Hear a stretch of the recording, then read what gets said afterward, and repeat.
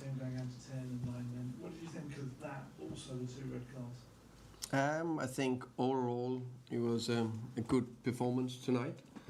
I'm proud of the players and the team, how they responded to. I think actually the first 30 was also good from us, and how we responded to setbacks through the game. Something we've been working very hard on, because that's the biggest thing. The best teams need to do. How do we respond to setbacks in a game? Because the best teams, they deal with that and move on and keep going. Stick to the plan. We talked about before, structure and everything. And today I think we did that excellent. I think there was great personality and character in the team. Get the first red, which I've seen being given before. I also said before, definitely a few times in Brentford, also seen others. I don't like this as a red card. I think the game is probably too big to say gone, but for me it's not reckless. It's not that it's come with exceptional force. He's chasing Van Dijk. He's trying to put pressure, and then he changed direction, and then unfortunately his foot is on his Achilles, and you can say, you need to be smarter, don't do it and all that, but so we're not allowed to have physical contact anymore. So that's the thing. So the next thing on that, if you get 3 days, which I don't understand, how can you get 3 days on something that's not reckless? That's absolutely wrong. We probably can't appeal it. Okay, so that was excellent. Responded excellent to that. Then second one was the 1-0 goal. Okay, we kept going. And then I think the second goal is a mistake from the ref. I think there's 2 hands in the back, clear 2 hands back. I don't understand it. How you can do that. Everywhere I also seen that 1,000 times out there on the pitch. Someone go up in a header, a goal kick into the centre back, 2 hands in the back of the boom, foul. But apparently not in the penalties box. I think that was the biggest mistake in my opinion. And from VAR, but apparently that was not enough. We kept going. Second red. I also think we got on the wrong end on 2. You can see there's probably a reason why the whole team reacted as they do. I think that's probably a good indicator. Normally, if it's one player reacting, if it's the whole team, probably because there's something about it. I think that's we all played football enough and seen enough football. There's something probably around that. So I can't see if it's right or wrong that he gives the first yellow. Second yellow, I see 2 big boys competing. Konate is absolutely smashing through Kuti. It's a foul. It's not nothing. I'm not saying more. His foot landed on Kuti's head. Not a yellow. I'm not saying that. Kuti makes a reaction. I think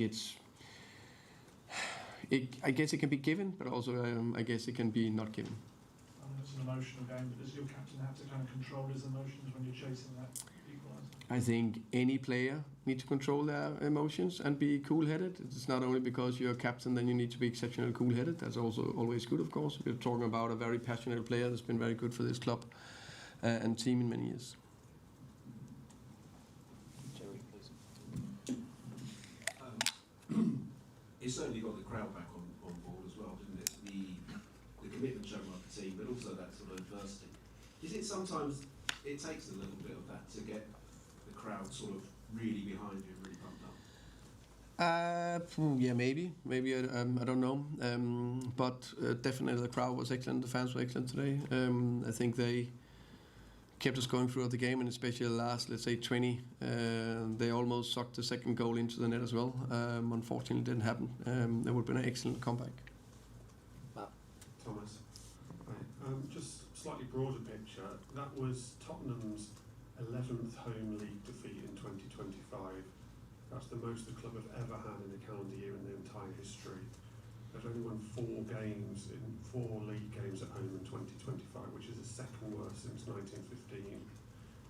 Can I just get your reaction to that? And it's surely unacceptable.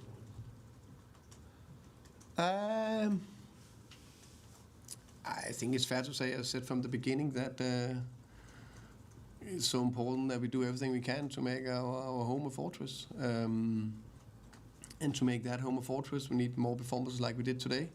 Today there was a few bits that didn't go our way. I think also a great effort for Kolo Muani. If that goes in 1-1, a little bit of margin there, then probably don't concede the 2-0, then it's not a goal I need to discuss, and so all those things you need a little bit going your way. I think stats you can spin either way. Overall, we as a club need to make a home that is very difficult to come to. George, Jeremy, if you can pass down to George. Thomas, you just spoke about Xavi missing the next 3 games. I mean, how sort of disappointed are you for him? Because he'll feel like he's let the team down tonight, but even Arnie Slot was saying that he's seen them not given this season against Liverpool. Sorry again, sorry. How sort of disappointed are you for Xavi? Because not only will he feel like he's let the team down today, he's now going to miss the next 3 games and a really busy period. And you said something in the end. Arnie Slot said he's seen that decision against Liverpool a few times this season, and not always being red card as well. That's why probably it's good, Anna and I at least are agreeing on that one. So yeah, that's of course disappointing. I think it's you know, I think it's harsh to say, you know, because if it was intentional or a very stupid tackle, which I don't think it is, then it's one thing. So I just think it's too harsh that a tackle like that can be 3 days. And how much you're going to miss him now over this busy festive period in being sort of... Of course, this 1 game, okay, that's one thing, but 3 games, of course, is too much. Okay, thank you very much. Thank you, guys.